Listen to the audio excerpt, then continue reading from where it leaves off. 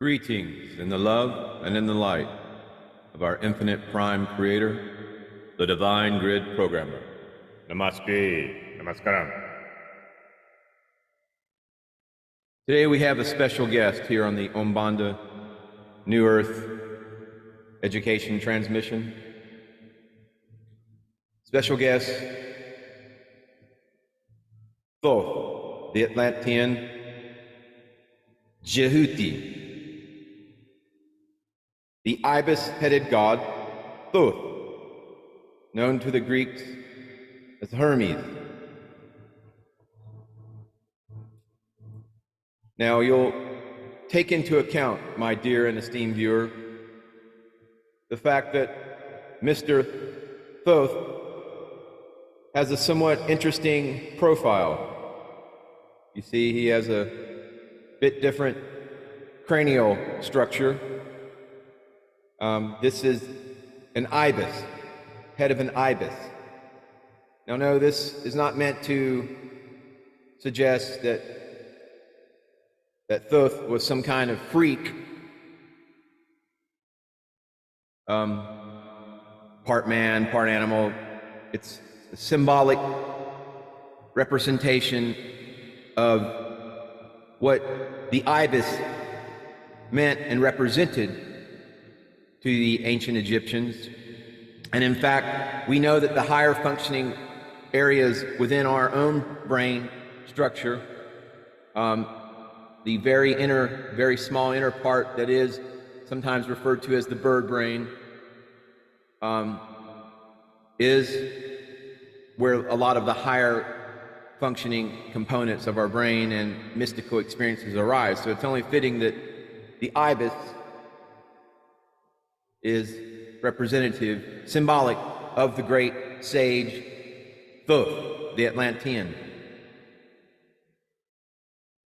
The ibis to the Egyptians was the symbol of Thoth as the master of the heart and reason in all men. The sacred animals, as we know, Anubis, the jackal-headed lord, god of balance and decisions, and various other human-animal hybrids were very unique and specific to the Egyptians and their pantheon of higher ordering intelligences, higher dimensional beings. But Thoth, T-H-O-T-H, represents the Logos, the word that was in the hearts of all. So he was also the heart of the world, whose life directed and permeated all things with the divine knowledge. The temple, the ancient Egyptian temples, as a dwelling of the God, of Source, was regarded as a model of the world, and its building as a copy of the world, building.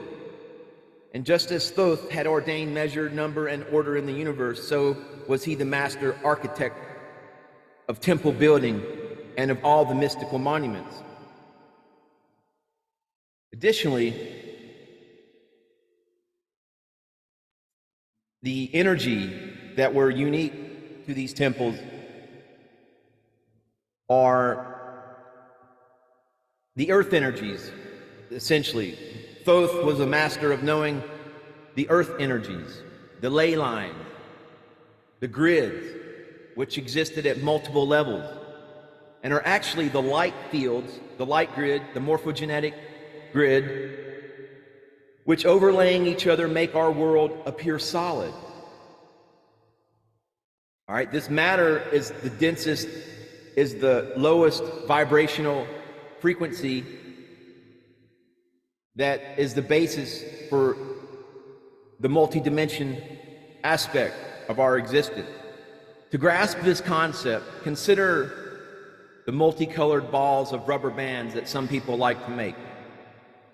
On the surface, the balls look like a simple array of crossing lines. But these lines run many, many layers deep and are filled with separate rubber bands. Just as the balls are made of overlapping rubber bands, our world is made of overlapping fields of energy. And each field carries information along its own set of lines at a specific frequency band unlike any of the others. Where ley lines cross each other, vortexes are formed. Now, a vortex can occur anytime two forces cross each other, thereby spinning the energies in the middle in different directions that eventually evolve into a spiral moving out from the starting point in an enlarging cone. When ley line junctures are aligned through several levels, the vortexes are even stronger. If a ley line becomes polluted or takes sick for some reason, problems can occur on one or multiple levels of the overall field, depending upon the depth, breadth, and extent of the situation and its intersection with other fields. In today's world, humans have unconsciously contributed to the deterioration and the pollution of many levels of grids by ignorantly adding an ever-expanding range of artificial frequencies, such as those emanating from electrical and microwave devices.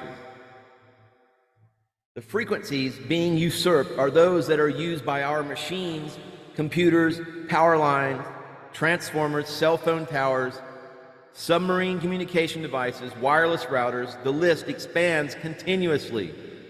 And what has not been acknowledged by our scientists is that these manufactured devices are usurping energy frequencies already occupied by some other life form. What happens to the ability of that energy to fully function when they have been kicked out of their home? Today, more and more plants and animals are no longer able to thrive in areas affected by these frequencies.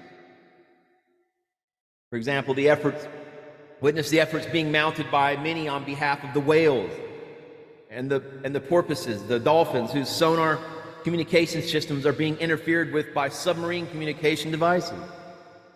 Many people, such as myself, are experiencing frequency-related health issues, such as high levels of stress and depression, immune system deficiencies, leukemia, and other cancers. Let's talk about microscopic life forms.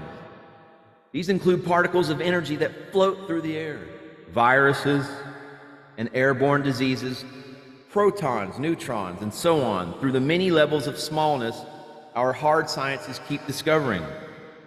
All these energies are conscious, and as physics has proven, can be affected by human thoughts directed to them. Because we do not value this level of awareness,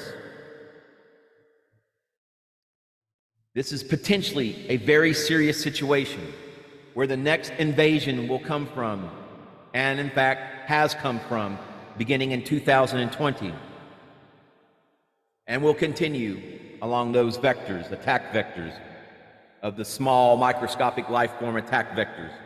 These life forms seem small and inconsequential, but they are vast, complex universes at their level of magnification, with their own social system and own methods of surviving, which are often far different from the human ones. They work with group thought and are able to morph their form as required. We are beginning to see the effects of interfacing with this universe,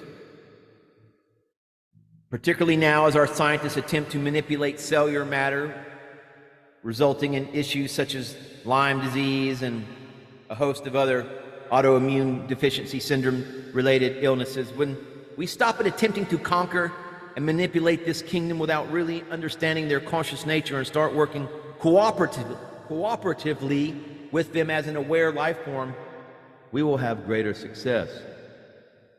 Now, if you're familiar with King Tut and his tomb, I mentioned in a video past where, with the tomb of King Tut when it had been opened, many of the people that were on that expedition, the ones who were responsible for the opening of the tomb died from mysterious illnesses and such, from disturbing the rest of that king and the seals that had been placed upon that tomb.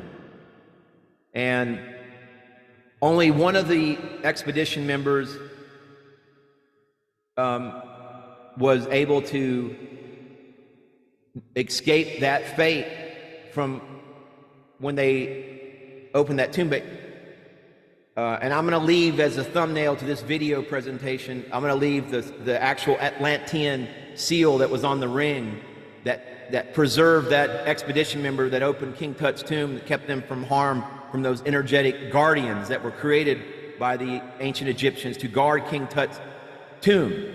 Now here is a photo of the actual seal to the door of the fifth inner chamber of the actual tomb of King Tut. And you can see this is many thousands of years old going back, but you can see this intricate rope work, and it had various inscriptions all in it, and this had to be breached and opened before the inner tomb could be accessed to the actual resting place of King Tut, Tutankhamun. But this is just one photo I wanted to share, and as I mentioned, I'm going to, in the video thumbnail to this presentation, I'm going to leave a photo of the actual symbol that was on the expedition member's ring, and I'll leave that in there for you to begin to kind of connect the dots with all this, with sacred geometry, the ley lines, the divine grid, how all this works. But in ancient traditions such as Lemuria, Atlantis, the ancient Assyrian, Sumerian, and Egyptian cultures, as I've been discussing, were each profoundly evolved in their abilities to move through space and manipulate matter in ways far different from the protocols of our contemporary world has evolved. Much of this work was accomplished with assistance from other dimensions. The downfall of all these traditions occurred as they abused the knowledge, first for curiosity and personal gain, and then for increasing levels of power over others, service to others, rather than service to the law of one, power over others, meaning service, not service to others, but service to self, that modality.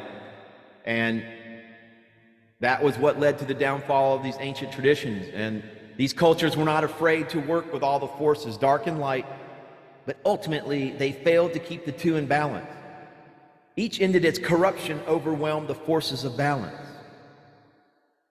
In the generations since, Earth has worked hard to master many different ways in which the dark forces have overwhelmed those of peace and love.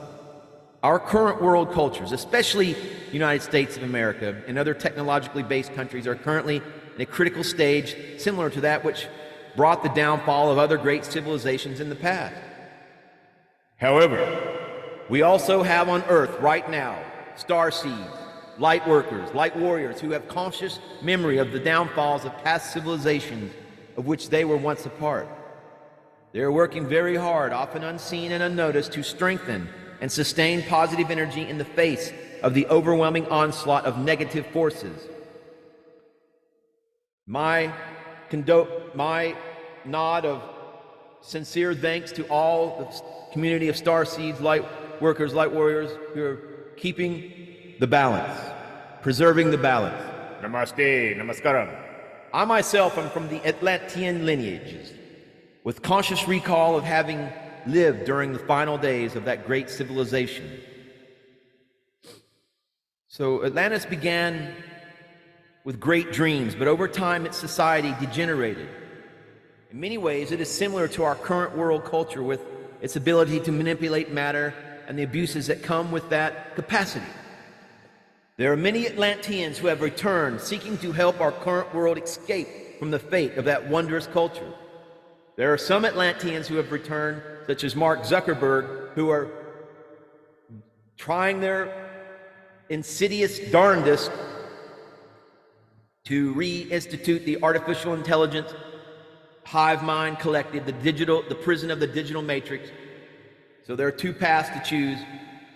But many of us, many Atlanteans who have returned seeking to help our current world escape from the fate of that wondrous culture, and also a return of spirits with allegiance to the most ancient human culture.